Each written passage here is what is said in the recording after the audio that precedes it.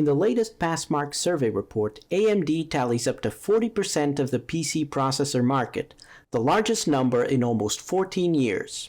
Now, of course, this accounts for a limited scope of users that are likely not completely representative of the population at large. Only tech enthusiasts to some degree would even think of running Passmark benchmarks. I mean, Granny Mabel on her 15-year-old Pentium is an unlikely candidate. Still, these numbers clearly show a phenomenal AMD resurgence in the market, since they not only take into account sales being made right now, but also a large installed user base, where Intel is usually much stronger. On top of that, rising popularity among tech enthusiasts clearly shows that AMD has, at least in part, achieved one of its goals, of acquiring more of what's commonly known as Mindshare. It's not just mindless marketing and AMD is for gaming declarations anymore, but an overall feeling among the tech crowd that AMD is now a viable choice, not just for casual office use, but also for enthusiast purposes like content creation and yes, even gaming. That is, dare I say, the most salient achievement of Lisa Su's AMD leadership yet, which can only mean one thing.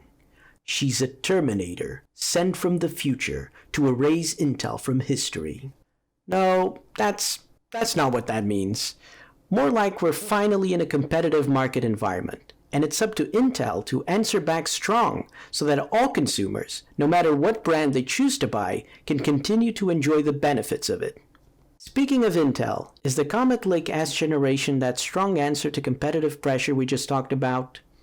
Well, that's unlikely. A leaked document appears to show internal Intel Core i9-10900K's performance benchmarks. Apart from having a very convoluted name that makes my life more difficult, the flagship of Intel's new generation of desktop processors offers up to 30% improvement, best case scenario, on multi-threaded applications. But that's to be expected because it simply got more cores in it than the 9900K.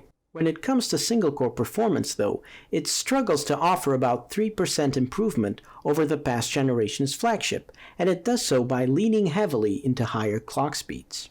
Now it remains to be seen whether users will be able to easily take advantage of those, with Intel's new thermal velocity boost, to eke out meager performance improvements without a super high-end cooling solution, or moving next door to a polar bear.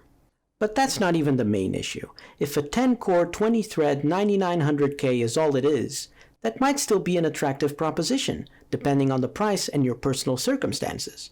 The core problem is that Intel is stuck going from boost these to boost that, trying to wring out the 14nm architecture past dry, and Comet Lake S just feels like a stopgap generation. But we've been stopping and gapping for a long time now.